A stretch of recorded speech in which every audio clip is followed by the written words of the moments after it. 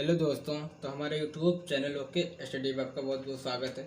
तो आज हम करने वाले हैं कोशिका के बारे में, जिसको हम इंग्लिश में सेल भी बोलते हैं। तो चलिए देखते हैं। बायोलॉजी का बहुत बड़ा चैप्टर है कोशिका। तो दोस्तों हम लोग कोशिका के बारे में अध्ययन करते हैं। कोशिका का इंग्लिश नाम सेल होता है, हालांकि कोशिका का टेक्निकल नाम साइटो होता है। इसका साइटोलॉजी इसका अध्ययन कहलाता है। तो दोस्तों कोशिका को जब भी बायोलॉजी में पढ़ा जाएगा तो सेल नहीं, सेल इसका इंग्लिश नाम होता है। इसका बायोलॉजिकल नाम साइटो होता है। साइको में होता है पागल।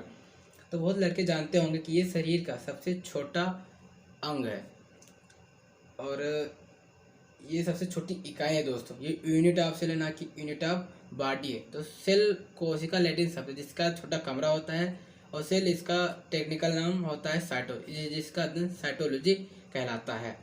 दोस्तों इसकी खोज रॉबर्ट हुक जी ने 1665 ईस्वी में की थी, और एंटोनी ऑन लीवेनहॉक ने जीवित कोशिका की खोज 1674 ईस्वी में की।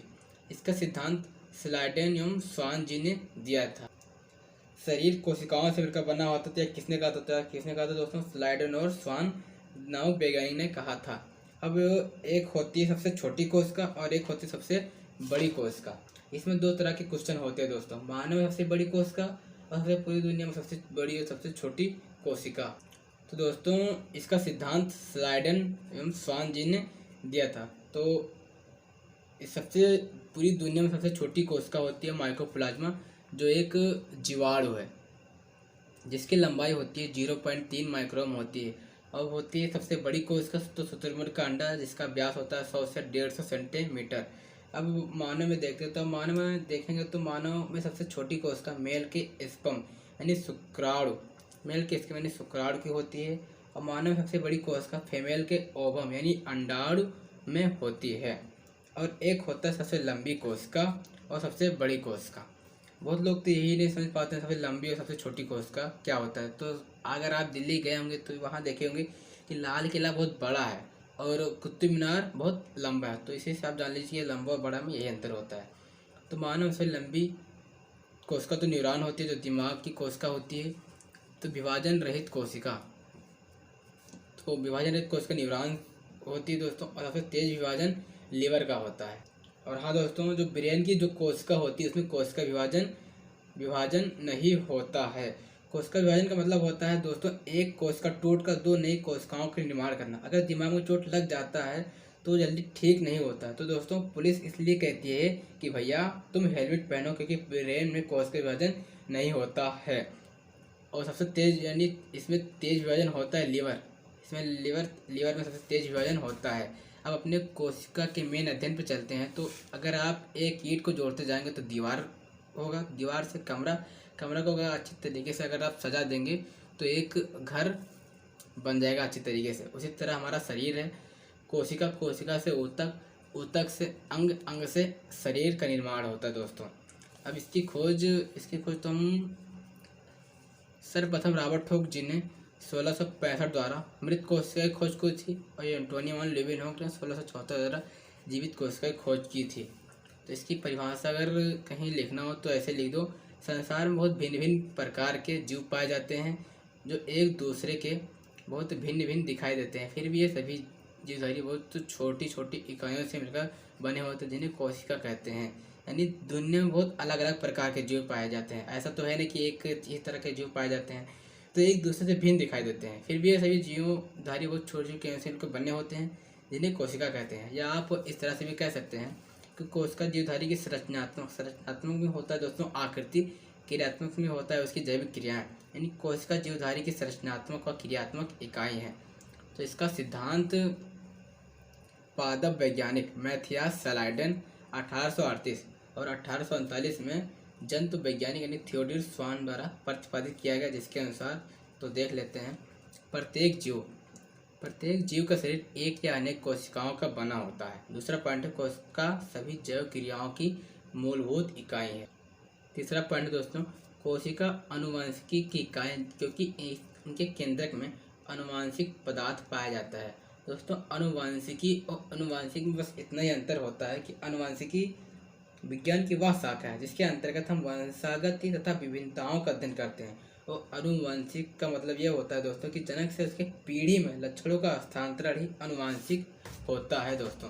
तो हमारा चौथा पॉइंट है हमारा रुडोल्फ विर्चो यानी 1885 द्वारा नई कोशिकाओं की उत्पत्ति पूर्ववर्ती कोशिकाओं के विभाजन से होती है। और अब देखते हैं कोशिका झिल्ली, इसे मेम्ब्रेन भी बोलते हैं, प्लाज्मा झिल्ली। यह कोशिका की सबसे बाहरी परत है।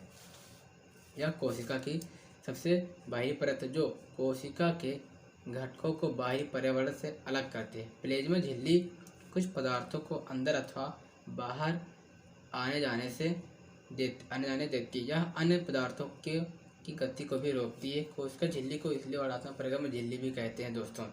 यह पादप यानी प्लांट सेल और जंतु यानी एनिमल सेल में पाया जाता है। पादप पेड़ पौधों को कहा जाता है और जंतु को मनुष्य जंतु इन्हीं को कहा जाता है। यह प्रोटीन का बना होता है दोस्तों। तो कोशिका का सभी अंग इसी झिल्ली में रहते हैं। कोशिका भित्ति देख लेते हैं, इसको इंग्लिश में सेल वॉल भी बोलते हैं। तो कोशिका झिल्ली देख लेते हैं। तो कोशिका झिल्ली पादप कोशिका प्लाज्मा झिल्ली के बाहर सेलुलोज से बनी एक परत द्वारा घिरी होती है, जिसे कोशिका भित्ति कहती है। यह सुरक्षा तथा आकार प्रदान करती है।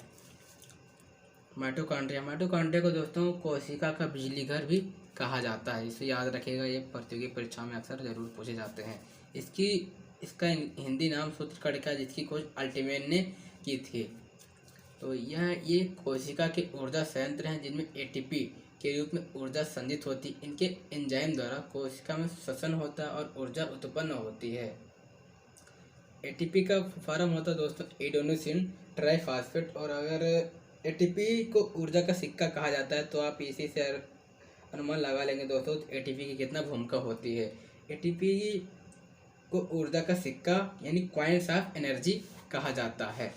अगला देखते हैं गाल्जी बॉडी। तो गाल्जी बॉडी की खोज दोस्तों कैमलो गाल्जी ने की थी। इसका काम होता है परिवहन यानी ले जाने का काम होता है। राजधानी, इसे रिक्तिका भी बोलते हैं। जल संग्रह या जल इकट्ठा करने का काम इसका राजधानी का जल इकट्ठा करने का काम होता है। तो देख लेते हैं, राजधानी ठोस अथवा तरल पदार्थों का संग्राहक थैलिया है। संग्राहक में होता है दोस्तों इकट्ठा स्टोर। जंतु कोशिकाओं में राजधानियाँ छोटी होती हैं और जबकि पादप कोशिका यानी पेड़ पौधे में बड़ी होती हैं। कोशिकाओं में राजधानियाँ बहुत बड़ी होती हैं। जंतु कोशिका में जो राजधानियाँ होती हैं दोस्तों छोटी होती हैं और पादप कोशिका में बहुत बड़ी होती हैं।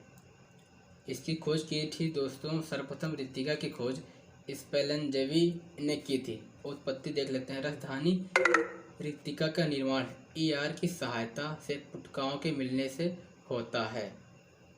दोस्तों उत्पत्ति यानी राजधानी रिक्तिका के निर्माण ईआर की सहायता से पुटकाओं के मिलने से होता है। ईआर का फुल फॉर्म होता है दोस्तों एंडोप्लाज्मिक रेटिकुलम।